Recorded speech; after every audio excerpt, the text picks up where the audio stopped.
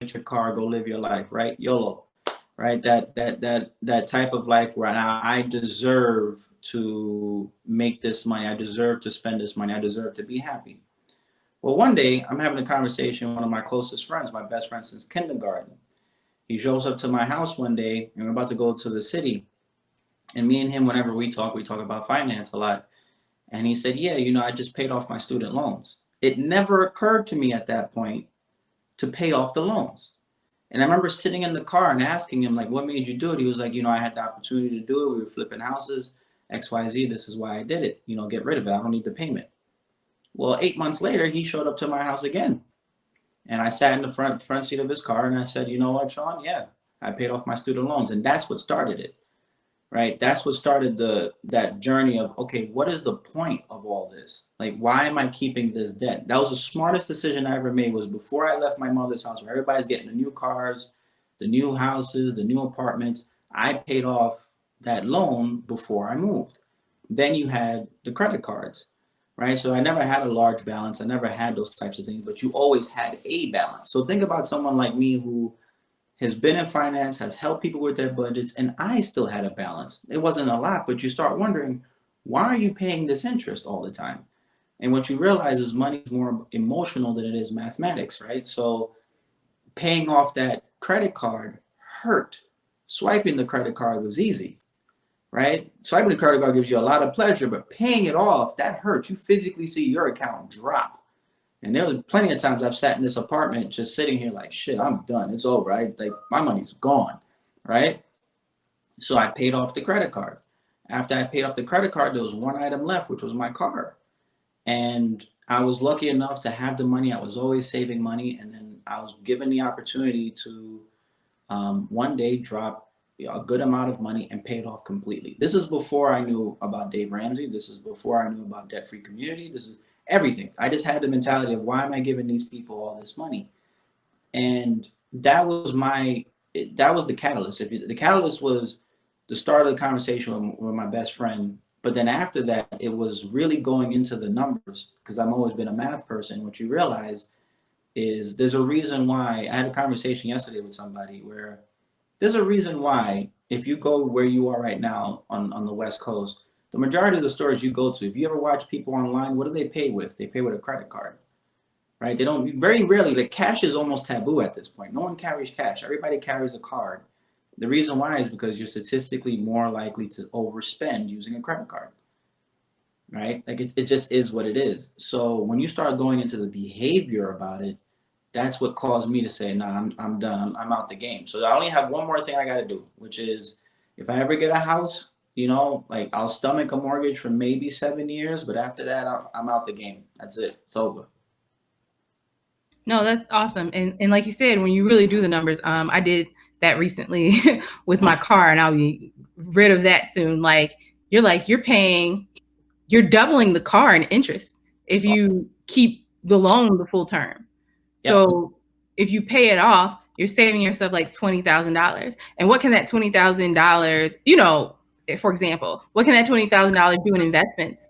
What that can be a down payment on a house. Like, when you start thinking about all these things, it really will give you the opportunity to pay that off. And I think that was a good, like, you live in New York, very high cost of living.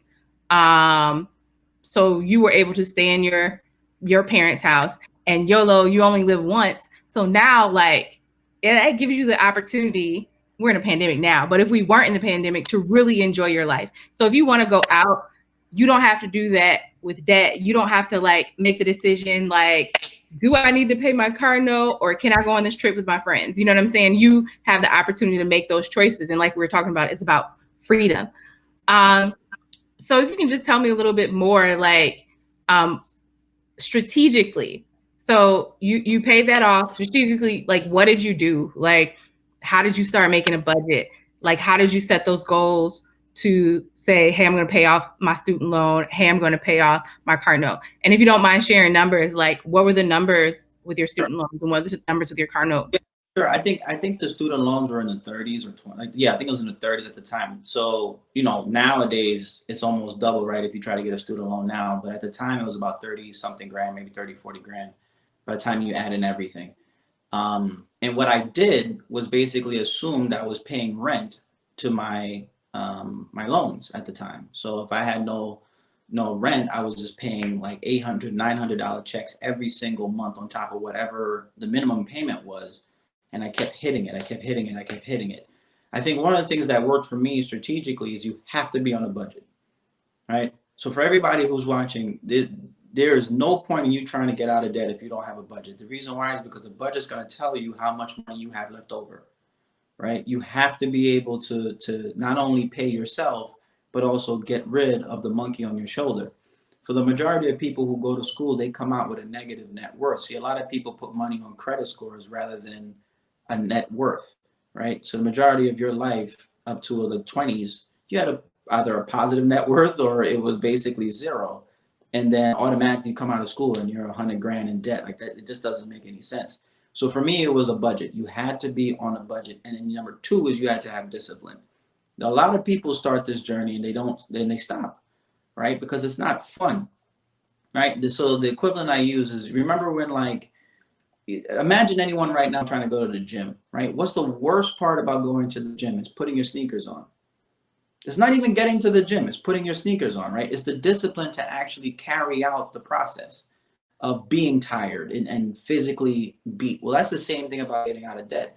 There were a lot of days where you had to sit there and remember why you're doing this, right? So you have to have a goal. There has to be a reason why you're doing this. So you mentioned being in New York. The cost of living in New York as well as California is pretty high. Any of these metropolitan areas, especially where Black people are, is high. However, it's possible with discipline. No one tells you got to go buy things. So you got to be on a budget. You have to stay disciplined. And you got to remember that a part of all that you earn is yours to keep, right? A lot of us, when we get paid, we pay all these people we don't like. When you look back at it, it's mind boggling to me. You pay everybody you don't like, and then whatever's left in your pocket, that's maybe what you give to yourself, maybe something to God, okay, bye. And then you repeat the process. And then you wonder why you're broke, right?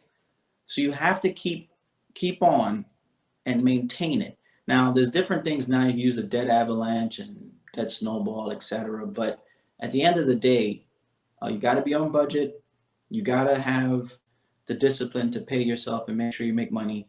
And you got to make sure that you keep that discipline. You got to keep your head focused on the reason, because there's going to be, your friends are going to look at you like you're a complete idiot, right? If you're not doing this with your friends, if you're doing this for Dolo, everybody's going to look at you crazy, because they can't comprehend what that even means. Yeah, absolutely. I completely agree. And those are some really good tips. Like, definitely need to have a budget. It's definitely about discipline. It's definitely an exercise. And you mentioned about putting the sneakers on. One of my favorite books is Atomic Habits.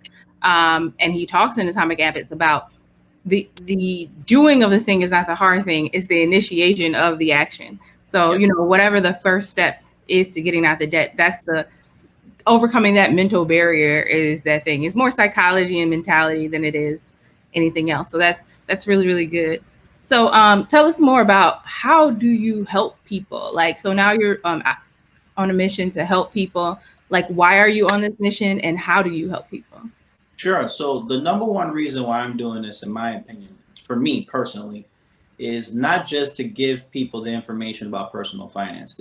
That's too small of a reason. For me, it's make sure that you provide personal finance information to minorities, especially Black people, especially Black women, right? Because when you go on the rung, they're usually at the bottom, right? They get hit twice, as a woman and as a Black person.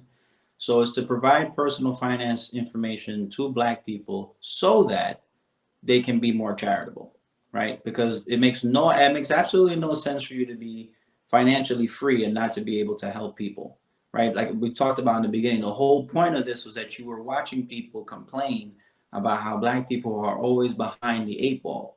Well, last time I checked, we're still trying to depend on people to help us when you can help yourself. So that was the thing for me, right? Was to get in front of that and try to give the information away for free. When you look at it in totality, the information is there, right? we were joking in the beginning, like, why do you, so a lot of people sit in front of the bookshelf. I like to sit in front of it. So I like to remind people that's how I got the information. It wasn't through the collegiate aspects of it, right? I know how to invest. I know how to do all those types of things. I've studied all of that. But when it comes to personal finance, it's the stuff behind me. It's actually making it a study. So what I try to help people with is, number one, face their fear. Most people are fearful of money. So when you think about finances, most people think about mathematics. That's the most hated subject on earth. So no wonder people are walking around doing the budget in their head, because they don't want to see it on paper. You really want to scare somebody? Show them the full number of what their debt is. Watch that. Watch how their face gets. It hurts. But once you rip that band-aid off, and that's what I try to help people do, and then from there you just help people along the way, right? How do you develop a budget? How do you develop your discipline? How do you get out of debt? Do you want to get out of debt? But here's the thing, and you probably have the same opinion. I can't help you find new money, right? That's not going to happen, right? All I can tell you is the truth, and the truth is going to hurt, right? And I'm a very big believer that you reap what you sow, right? So I'm not, just my personal opinion, I'm never a fan of the whole debt forgiveness stuff. I am not a fan of it at all. I'm a fan of people assisting you, but not of forgiveness, because that's not how life works, right? Everything you do in life comes back, whether good or bad. So you have to take the hit, but you got to learn as you go along, and then give that information away to other people so that they can achieve what they need to achieve. I think that's the big thing. That's why I'm doing it, is to get that information as much as we can so we can help people. Yeah. I wanted to pick back on what you were saying. So no, I mean, I mostly agree. Like with the debt forgiveness, like if it's forgiven, fine. But the thing is, like, a lot of people, I remember, I'm like, oh, I'm trying to pay my student loans. I need to get a better job so I can make more to my student loans. And whenever I told somebody that, they would say, why? Like, I'm not even worried about my student loans. That's just going to be there forever. Or I'm going to wait for it to get forgiven. Or we're going to have a president that forgives our student loans, so I'm not even paying it. And I just don't really understand that mentality, because we're relying on the government to save us. And they have proven that they have never, especially for Black and brown communities, that they are not on our side. So all these promises we've been waiting on for years, we're still going to wait for the government to bail us out. It just doesn't make sense for me. They didn't even bail us out of this pandemic, and other countries were bailing their citizens out. So if they can't even bail us out during a pandemic, I really don't think that we should hold our breath for them to bail us out of our student loans. And it also, that gives power to someone else instead of giving the power to yourself. And we have to like reclaim our power. Like you saying like, I'm gonna wait for it to be forgiving, is saying that I am powerless against my student loans, instead of coming up with a plan to like take charge of your life. So no, yeah. I definitely agree. It comes with the expression, right? What it comes with is comes with the expression of,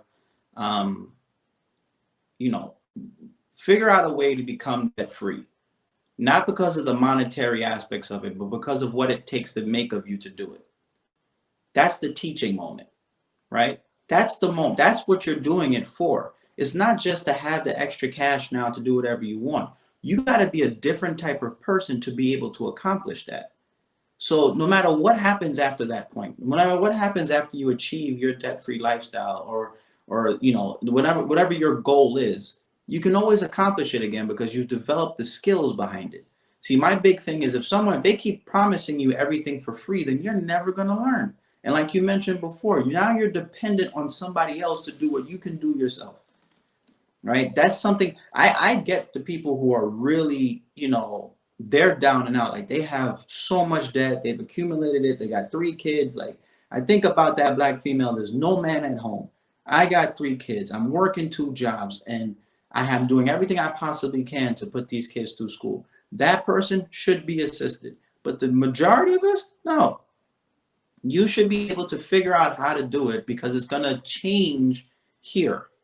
And that's what I think we got to do, right? We have to change this. If you look at, not only whether Republicans or Democrats or whatever your political affiliation, what they're going to do during this election cycle is keep throwing free stuff at you to say, hey, vote for me.